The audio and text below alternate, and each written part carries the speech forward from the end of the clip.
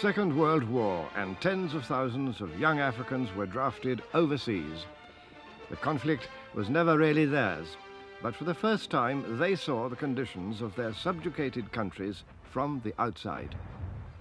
They played their part in the winning of great victories, not least in Burma. In 1941, Prime Minister Winston Churchill and President Franklin Roosevelt issued the famous Atlantic Charter, their grand promise that after the war, we shall respect the right of all peoples to choose the form of government under which they will live. Africa's returning soldiers heard this pledge, and it raised high hopes. The promises they had before the war, that after the war, some of them will be given better jobs and better pay, good money and so on, all the rest of it, and they had nothing. The aura of superiority which had been there all along was destroyed by that war, at least for those soldiers who fought side by side with whites. Thereafter, on their return home, nobody could expect them to regard the white man as some little god. He was human, he had his weaknesses, he had his fears, and so on. When peace came in 1945, nothing in the colonial landscape seemed different from before. Yet beneath the apparent calm, strong political pressures were building up. Even in remote rural areas, the message for a different future began to be heard. As well as the returning soldiers and their newfound aspirations, the seething expansion of many colonial towns, often 2 or 3 times bigger than before the war, also gave Africa's political leaders a mass audience for the first time. The struggle for independence moved firmly into the streets.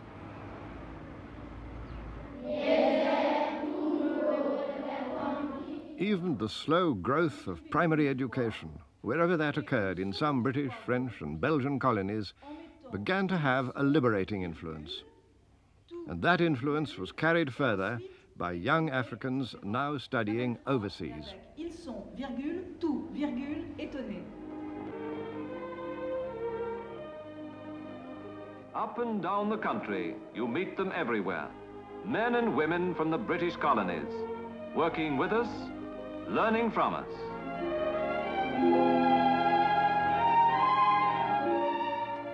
Nowadays, they and we share a common citizenship. But today we also share with them a common purpose, a partnership in progress and prosperity for us both.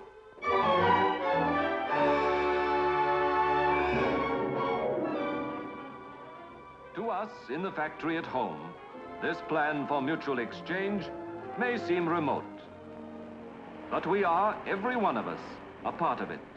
For if the colonies are to send us the food and raw materials we're short of, we must send them the tools to do the job. We shan't complete so great a task overnight, but from every piece of equipment we can send to the colonies now, we stand to share the benefit ourselves in the future. Looking back, one may well marvel at the complacency of the men who ruled the colonies from the tranquil corridors of Westminster and Whitehall. They saw no need to allow for any major political change, except in Britain's 4 West African colonies. And even there the rulers wanted to move very slowly. Indeed, these worthy men deceived themselves, and their awakening to reality came from where it was least expected, from the Gold Coast, always considered to be Britain's model colony. A dramatic day of 1948 here in the capital Accra shattered that official complacency. Gold Coast troops had fought hard battles in Burma. They'd been part of what was called the Forgotten Army.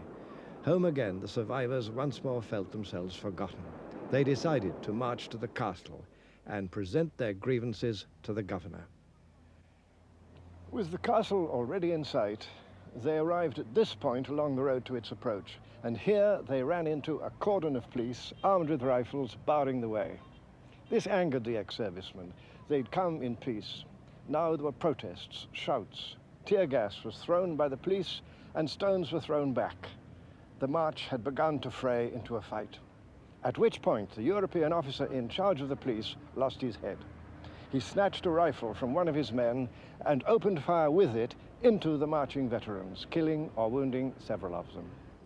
I saw exactly what happened.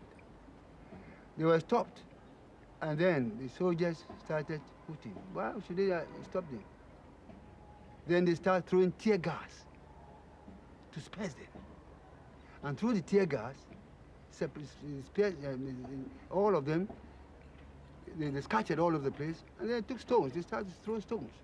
And through the tear gas, the enemy gave a command, and they started to shoot. I was right behind them, just like that. They started to shoot. Lance Corporal Atipo, he was shot, dead. Another colleague of mine, a classmate of mine at Kofrodia, he was shot at the hip. I gathered him with a couple of my friends and put him on the wayside.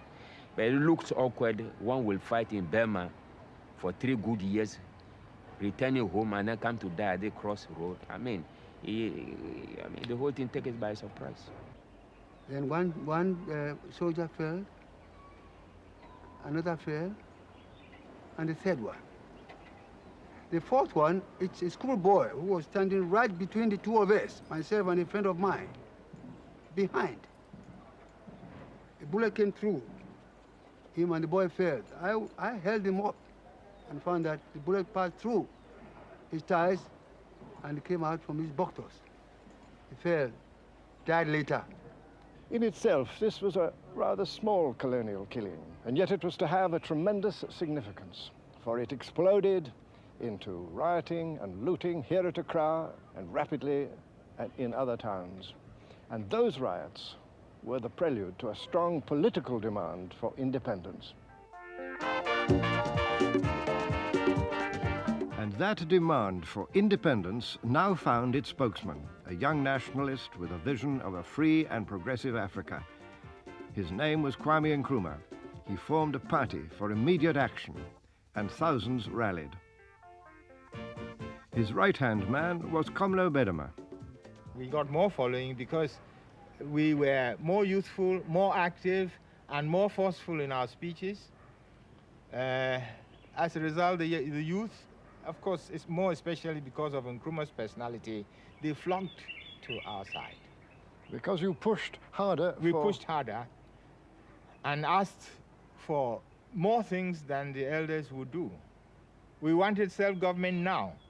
When the Kuse Constitution came out, they said some form of self-government should be given to the people. We said we wanted full self-government now. Big news from the Gold Coast, where the people recently went to the polls under the new constitution. The paramount chief of Accra was there with his retinue to record his vote, and everywhere in the capital, the people gathered to play their part in the democratic process, the free election of members of the Legislative Assembly. Although Nkrumah himself had been thrown into prison for political reasons by the British, polling was peaceful. African voters proved to a skeptical colonial government that they could use the ballot box as well as anyone else. 2 main parties contested the election, and the result was an overwhelming victory for Nkrumah and his movement. Bowing to this result, Britain changed its policy and offered power, but purely over internal affairs, to an African government. The offer was accepted, and Nkrumah became the first of many African leaders to move directly from political imprisonment to the seat of power. The whole world rejoiced in 1951 when Nkrumah had become the leader of government business straight from jail. And they were watching us to see what we were going to do. So it was important for us to try and show that we were responsible persons, not street boys just come into office. We went down to the work of running the administration, and some of us really hit it. We made a mark. In 1954, with new elections and another victory for Nkrumah and his party, the Gold Coast edged another step towards independence. 7 years earlier, the British had withdrawn from India. Now they set about dismantling their African empire. Under Nkrumah's lead, these were exciting days. Professor Edu Boahen remembers. The 1950s, to me, were the most important and the most fascinating period in the history of this country. This was the period of the struggle for independence. It was a period of hope, period of expectations, great expectations. And this was the period when far more was achieved during the period from 1951 to 1954. Saw a pace of development in this country which it has never seen. In 1957, the British duly completed their promise, and the Gold Coast became the first colony south of the Sahara to win its independence. Nkrumah renamed the country after an ancient West African empire. He called it Ghana. Ghana, Ghana is the name. Ghana, we wish to proclaim. We will be jolly, merry and gay. The 6th of March, Independence Day. It was one of the truly memorable moments in Africa's recent history that I've been privileged to watch and witness.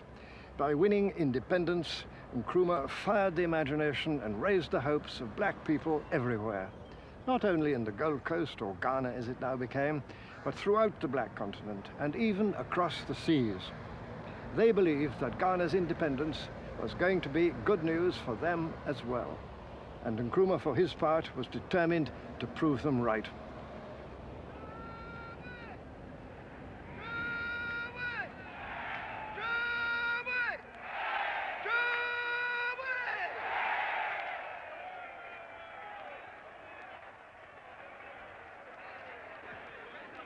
At long last, the battle has ended.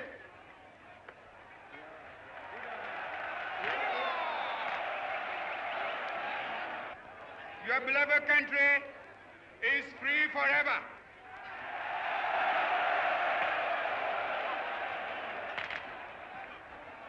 Today, from now on, there is a new African in the world. That new African is ready to fight his own battle and show that, after all, the black man is capable of managing his own affairs. And we again rededicate ourselves not only in the struggle to emancipate other territories in Africa. Our independence is meaningless unless it links up with the total liberation of the African continent.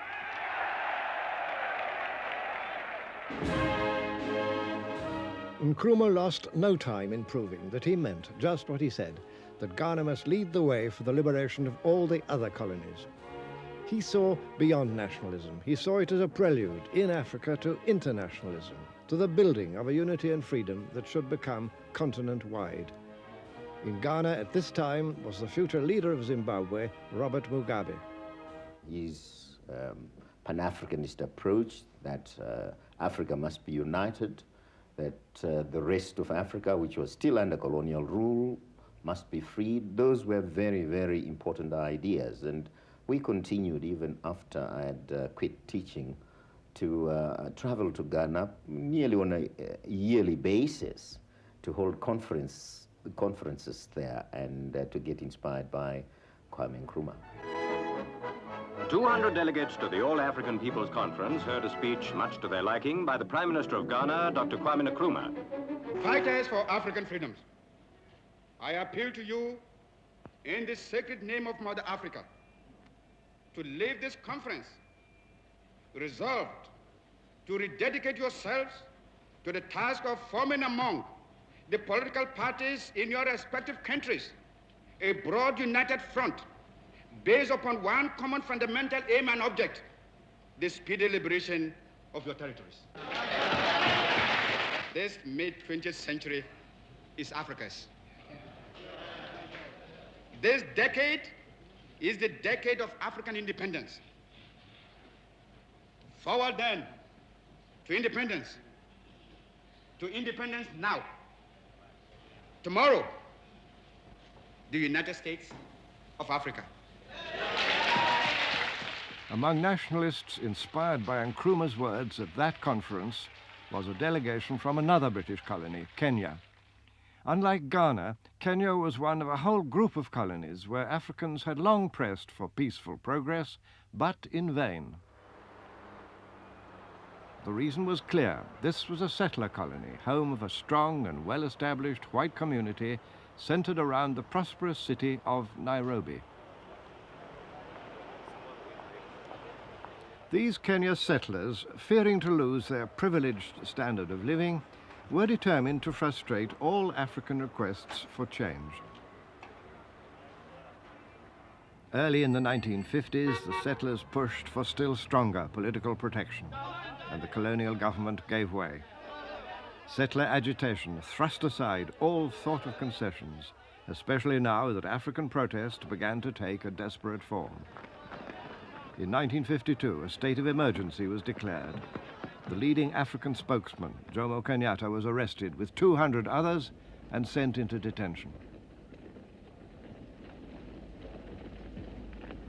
100,000 Africans were rounded up, many in Nairobi, and deported to crowded rural areas.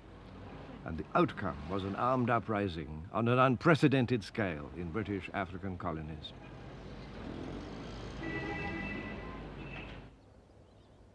Its scene was the White Highlands, where the settlers had taken the land of Kenya's largest people, the Kikuyu. 50 years earlier, a British officer had made a remarkable prophecy. If white settlement really takes hold in this country, he wrote, it's bound to do so at the expense of the Kikuyu, who had the best land, and I can foresee much trouble. And 50 years later, from their base in the dense forests north of Nairobi, as many as 20,000 fighters had taken up arms against the colonial authorities. Through more than 4 years of desperate and sometimes terrible clashes, more than 9,000 Africans lost their lives. Fewer than 50 Europeans were killed, and yet the colonial government and the white settlers could see in the rebels nothing more than savage murderers bent on the mindless killing of white people and lost to all reason in the depths of superstition. They called the rebels Mau Mau, a term of contempt. But the rebels gave themselves a different name. Mostly they were simple people, few of whom could read or write, and yet they had a clear and exact idea of what they were fighting and dying for. They called themselves the Land and Freedom Army. Kira gatumire tuthie mutito nie ndirute kuthie kurwira Mau Mau ni undu wa githaka na wiathi kuma hindi yo marakara nimo matumire ndonye mutito wa Aberdare kuringana na oguo ni twaruire tondu ndatonyire mutito 1953 na ndachokire kumira 1955 ndaiguire ndina uru nundu wa mugunda wa baba gutunyanwo gwitunyanwo kwa njira ya mahitia na gutire mugunda ungi ona umwe twatigeirio uguo ngiona kihoto ni guthii thiini wa mutitu ngarowe nigetha mugunda ucio wa baba ugacoka kana ngena mugunda ungi. Land was the crux of the conflict. The land the Africans had lost, the land the settlers were determined to keep. The spiral of violence went beyond the control of either side.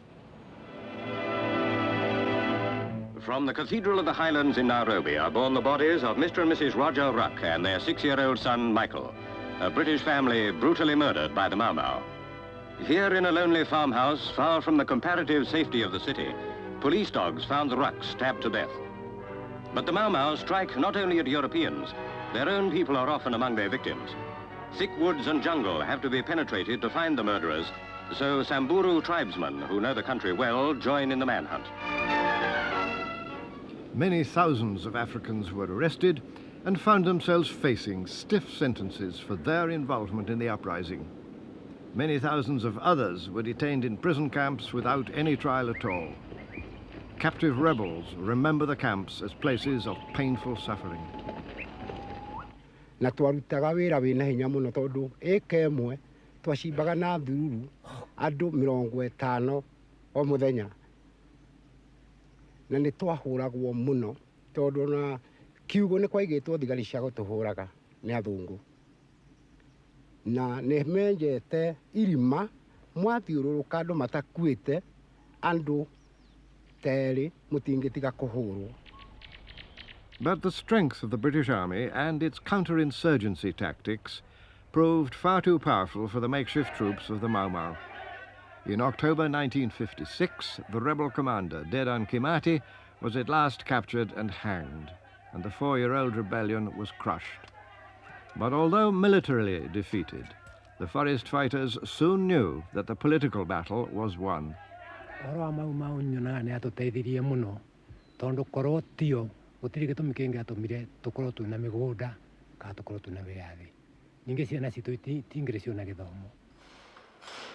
The rebellion was followed by an attempt to heal the wounds, yet nothing could be the same as before. No matter what efforts at civilian reconstruction might be made, the British now understood that there could no longer be any future for colonial rule in Kenya.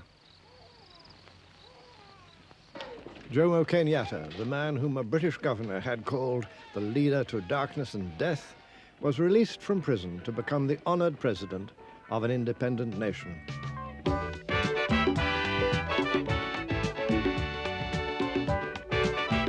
Among the many influential new leaders of other former British colonies was the humane and far-seeing Julius Nyerere. Happily for him, Tanzania and neighboring countries, Uganda, Malawi, Zambia, freedom came without an armed struggle, as it did for the most powerful African country of them all, the Great Federation of Nigeria. And Britain departed from tropical Africa to the general satisfaction of all concerned. And the new leaders, like those of Nigeria, accepted happily, at least to begin with, the British pattern of parliamentary rule. All that mattered at this stage was freedom.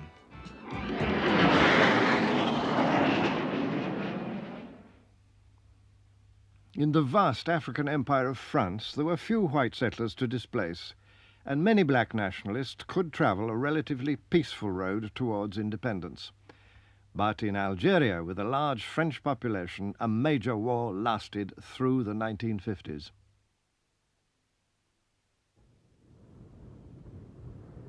It was a tragedy which reproduced every horror of the Kenya rebellion, but on a huge scale. A well-organized guerrilla army with mass support fought to end a racist and oppressive French administration dominated, as in Kenya, by white settlers. As many as 700,000 French troops were poured in with all the available military hardware at their disposal. It was to prove the most savage war of independence Africa had seen. Even an electrified fence with 900,000 landmines was strung round Algeria's borders in a bid to cut off the rebels from outside help. Sheer military power very nearly defeated the liberation fighters, but their popular support, despite ruthless reprisals, never collapsed. About 1 million Algerians died, including many of their outstanding young leaders. The French Republic was torn apart, and France itself was threatened with civil war.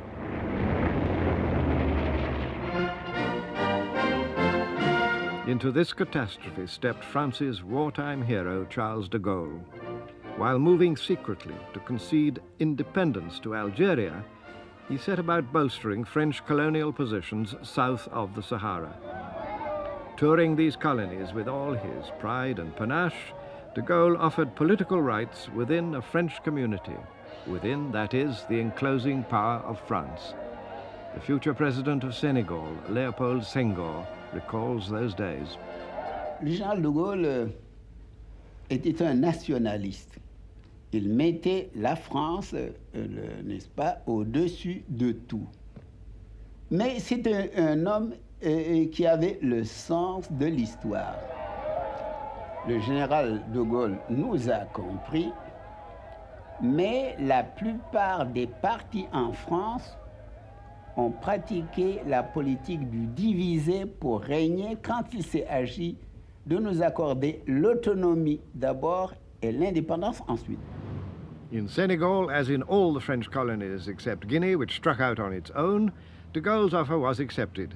Nationalist leaders stepped smartly into the palaces of the departing French governors, and political independence duly followed. Each of the new states of the former French Empire adopted the French model of parliamentary government with a national assembly and set out to make its independent mark on the world. But most of them were small or with little population and resources, heavily dependent on France, and France was able to retain a tight financial and even military control, a control that was going to endure for many years into the future.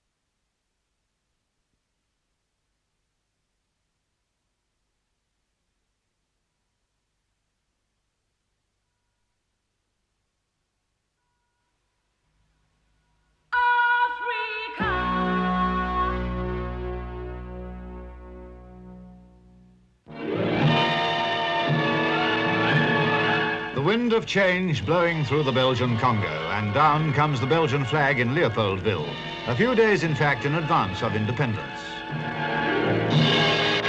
Elected as Prime Minister of the new Congo Republic, Mr. Patrice Lumumba receives congratulations from members of both Houses of Parliament. The applause was ready, but little else. Belgium had allowed this huge colony just 6 months to prepare for its independence.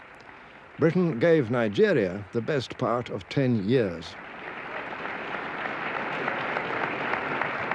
President Kasavubu might have the right clothes for the job, but that unhappily was about all.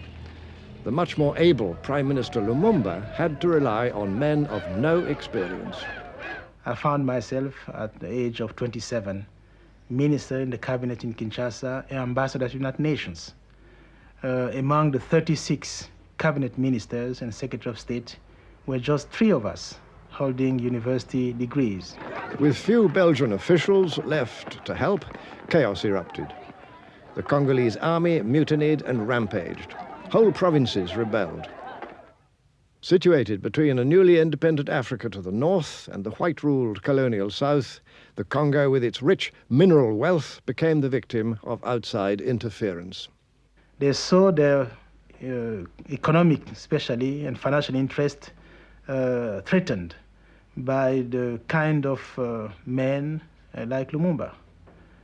So personally, at United Nations, I had a feeling that we are going to face chaos, and it didn't take time before United Nations troops move in. And as you know, United Nations troops were financed mainly by United States of America and Western countries. So we changed from the Belgian colonialism to international colonialism. United Nations troops had come in response to an appeal from Prime Minister Lumumba. Some of them were from newly liberated African states, with the strongest reasons for wanting to see a stable Congo. But the United Nations failed to uphold him. For the UN, this was a humiliating setback. For Lumumba, it was a death sentence. The rebellious army commander Mobutu was able to arrest him. And in scenes of outrageous brutality, the Congo's first prime minister was handed over to foreign-backed rebels fighting for control of the mineral wealth of Katanga province. There he was tortured and, in the end, secretly murdered. For those with hopes of a generally peaceful transfer of power, as the remaining colonial governments continued their withdrawal, the Congo was a disaster. Ignoring all the circumstances which had led to that disaster, the enemies of black Africa used it as evidence that Africans could not be left to govern themselves. A diplomat from Ghana, Mr. Yao Jackson, recalls his own reaction. So certainly the Congo came as a great disappointment and in a sense as a great defeat for what Nkrumah or the Pan-Africanists would have wished the world to believe. There was no more unity, even among the African countries, not to mention the confusion in Congo itself. But the Pan-African idea was still very much alive. In 1963, in the Ethiopian capital of Addis Ababa, 32 independent countries came together to form the Organization of African Unity. The aims were defined by Tanzanian President Julius Nyerere. This conference has been faced with one task. It is the task of finding a common denominator which will guide us in our determination to rid our continent of the remaining vestiges of colonialism, and in our determination to see an Africa speaking with one single voice. And the OAU did indeed prove valuable, at least in its early years. Yet loyalties to Pan-Africanism varied. The OAU was a great unifying point, but you will recall that the charter of the OAU was a compromise between the two extremes. There was, on the other hand, Nkrumah's vision of a unitary continental government, and then you had what later became the Monrovia Group of Nations, including the French-speaking Nigeria, Liberia, and so on, who wanted a much more moderate approach. And the OAU was a compromise solution. So from that point of view, it was a great disappointment to the Nkrumah's idea of a continental government, of a unitary African continental government. This complex, built for the OAU in Accra, is a reminder of Nkrumah's all-consuming drive for African unity, which was to lead, ironically and even disgracefully, to his downfall. His critics were able, with increasing truth, to accuse him of neglecting or mishandling the affairs of his own country. In 1966, while he was away in the Far East on a mission aimed at helping to make peace for Vietnam, discontented generals rebelled and overthrew his government. He had to live out his last years in a sad exile, where he died in 1972. Yet his place in modern African history was already assured as a certainly controversial but powerful force for liberating change. There were many who thought that once the major colonial powers, particularly Britain and France, had voluntarily surrendered their African empires, smaller ones would be ready to do the same. It was not to be. Stubbornly obtuse to the last, Portugal's dictatorship held on grimly to its African colonies in the face of widening resistance. In Angola and Mozambique, guerrilla armies were increasingly active, while the tiny colony of Guinea-Bissau, a country almost forgotten by the world, was gripped in a desperate struggle. Here, dense forests and mangrove-lined creeks were the chosen field of battle for a small but determined army of guerrillas led by an outstanding African strategist, Amilcar Cabral. We think that all the time there still be colonies in Africa. Africa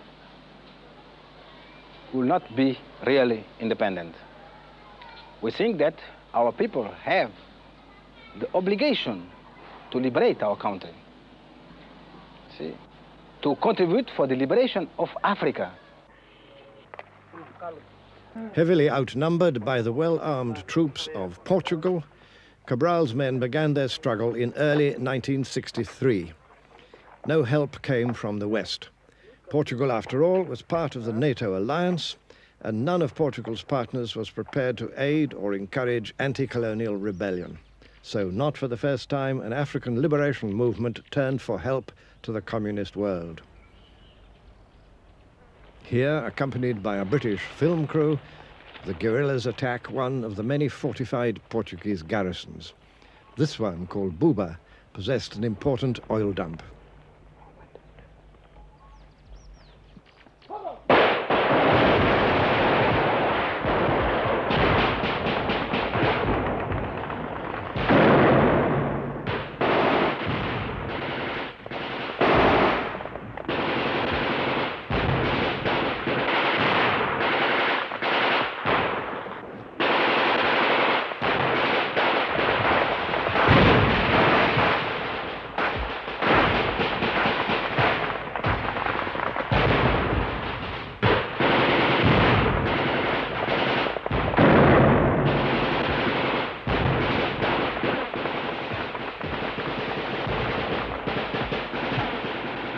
Our army is not a military organization like the other armies you know.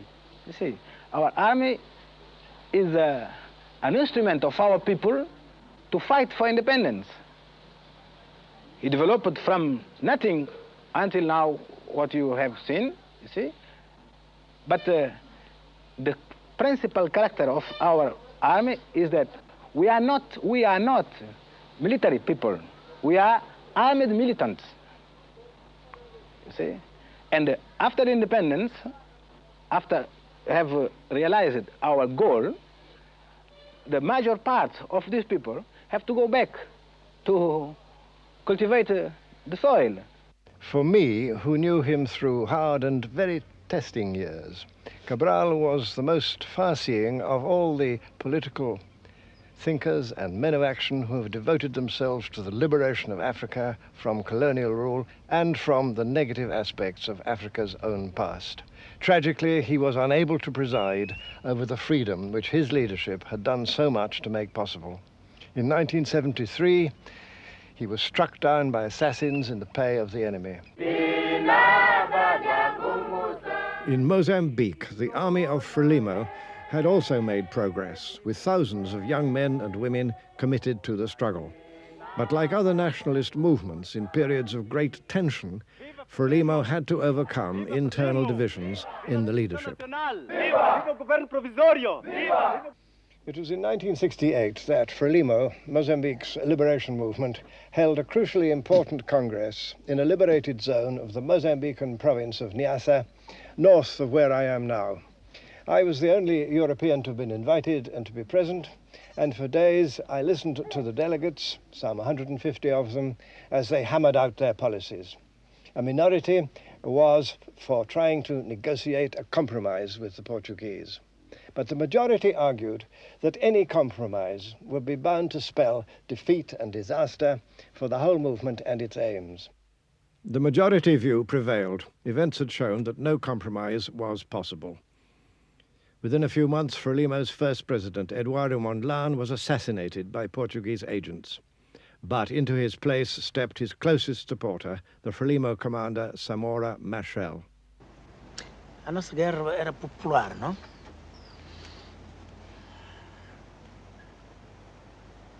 Concessão.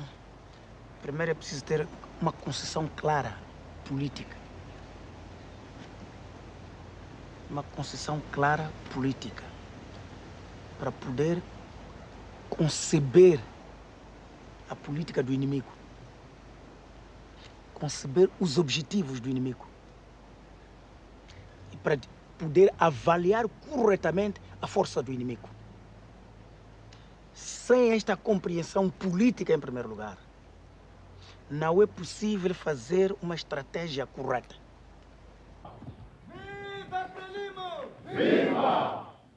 For Samora, the starting point of analysis was always political, but he quickly revealed himself to be a first-rate commander in the field and a brilliant strategist. Definimos Tete como o ponto central, a província vital para o desenvolvimento da luta de libertação de Moçambique. Considerávamos Tete o dorso do camelo, entende? O dorso do camelo. Camelback. dorso de camelo. É ali o ponto decisivo, o ponto nevrálgico. Então definimos o Tete. É assim que nós fizemos o documento em 1970. Compreender e assumir a Batalha de Tete. E por quê? Tete fazia fronteira com Manica e Sofala, onde havia maior implantação de colonos. Onde era o centro de desdobramento das forças do inimigo. Portanto, nós decidimos, é preciso plantar no estômago do inimigo os germes que provocam cancro. Samora's problem was to push the war from the north into the south. His forces in the liberated zones faced the solid bulk of the Portuguese army, barring the way. So, by way of a new supply line, he thrust guerrilla units south through the province of Tete, cutting into the enemy's communications. É como que luta de boxe, não? É? A esquerda sempre prepara condições, não é verdade? Mas a direita para ser demolidor. Entende, Basil? É? A direita conservada como demolidor. E é assim que nós infiltramos as nossas forças, atravessar o Zambeze, abrir a frente de Manica e Sofala e operar a retaguarda do inimigo, para não ter a logística. Era preciso destruir a logística do inimigo, a retaguarda do inimigo, nas linhas interiores do inimigo.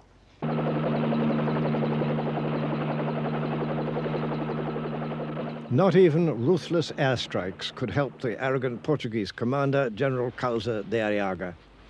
He told his officers that the black people are the least intelligent of all the peoples in the world and could never win the war.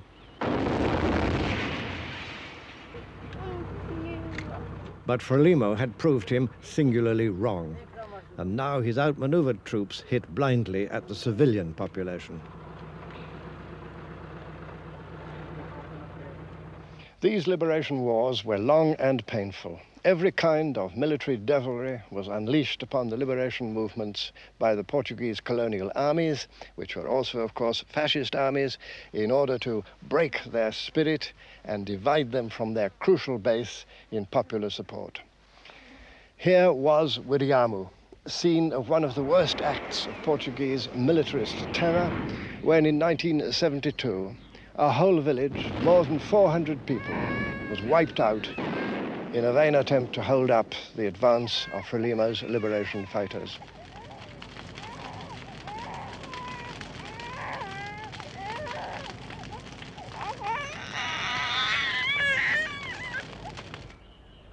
This empty place today is a grim reminder of the price that had to be paid to end the enormities of colonial rule. In 1975, Portugal's empire in Africa was finally destroyed, and with it fell the Portuguese dictatorship.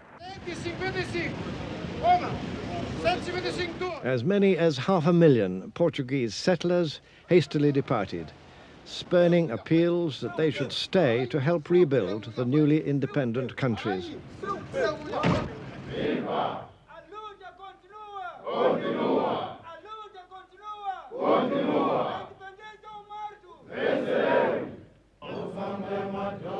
A colossal pile of wrecked military transport was left to mark the graveyard of the Portuguese war machine.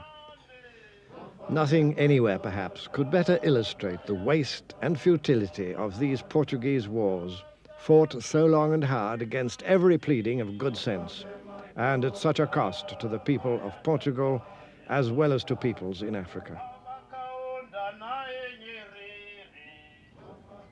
Across the border in Rhodesia were 250,000 white people of mainly British stock, for whom this prosperous land with its pleasant climate was home. They were just as determined not to see their comfortable existence undermined.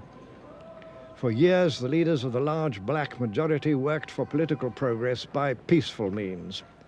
Those who stepped outside the rules as laid down by the whites might find themselves in detention without the benefit of a trial. But others would step forward, form parties, and press for change, all according to the constitutional game. In 1965, the white minority leader Ian Smith tore up those rules when he declared a unilateral independence aimed at preventing any sharing of power with the blacks. How long, in your opinion, will it be before Rhodesia has one man, one vote, and whatever government that produces? I hope never. I hope we never degenerate to that sort of thing, which is the counting of heads like counting of sheep. I think government is a very important thing. I think it's a great responsibility to have a vote. And if one wants to maintain high standards and maintain our Western civilization, then I believe we've got to maintain our standards. I would rather see the standards raised in Rhodesia than lowered. Maintaining standards, in the view of Ian Smith, meant a rebellion against Britain in order to ensure that the black majority should never be able to raise its own standards to those of the white population, as he himself boasted, not for 1,000 years. Looking back today, the first black Prime Minister, Robert Mugabe, explains why, in reality, the power of the gun was now all that could count. UDI was based on military strength. There is nothing that we could do in those circumstances unless we armed ourselves. And so we had to work out some mechanism for bringing about the downfall of UDI. And that mechanism, if it was to be effective, had to be an armed one.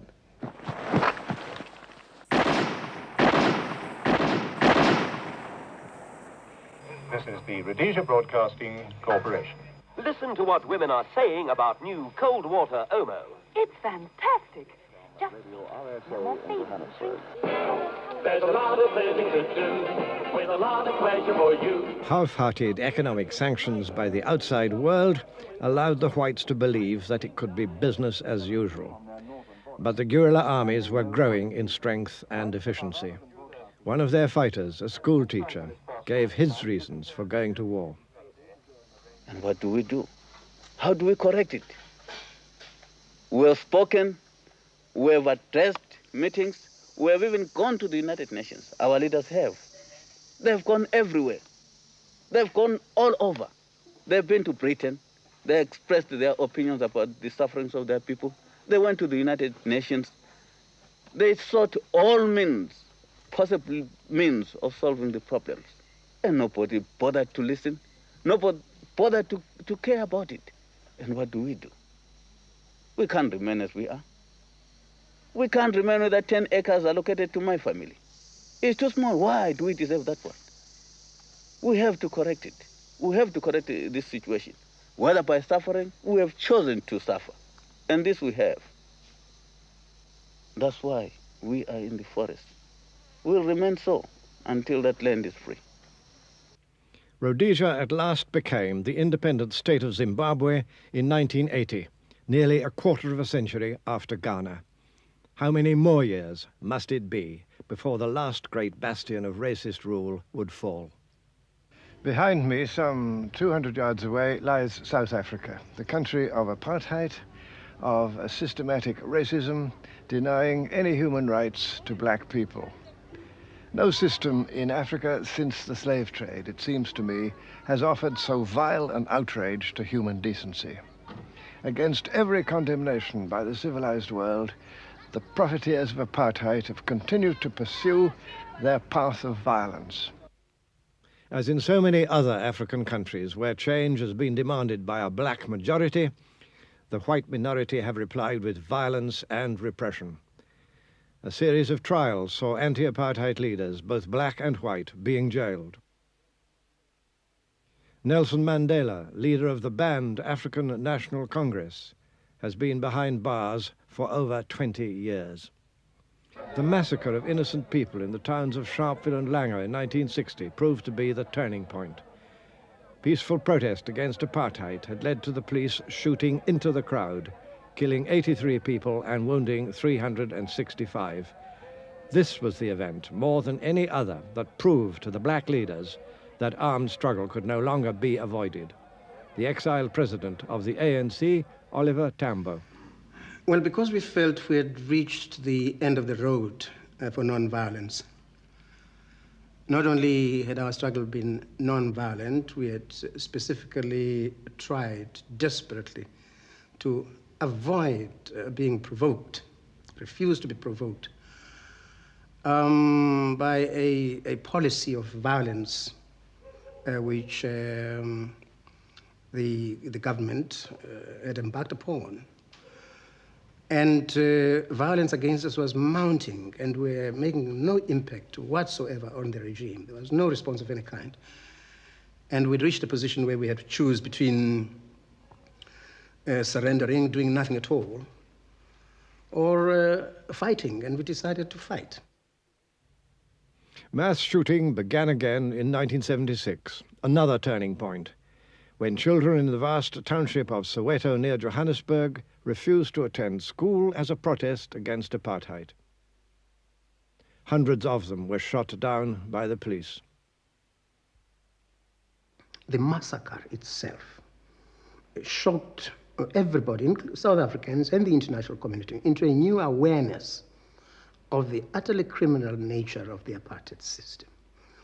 But it did something else. There was an uprising in response to the massacre. This was a great development, an uprising by the young people in Soweto and all over the country.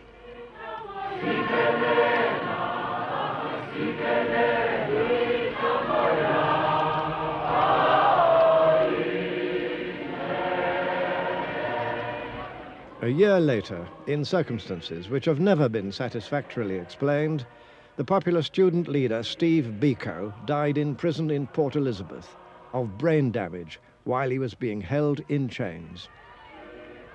At his funeral, every important strand of black opinion in South Africa came together in a united gesture of defiance.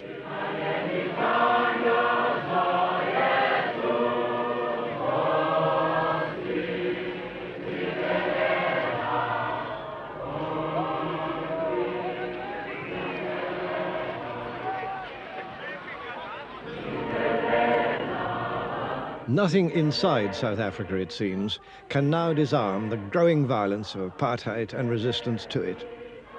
Unless outside powers withdraw the essential support they continue to give to the system, South Africa's rulers are clearly determined to concede to the black majority no more than cosmetic changes, and those will prove futile.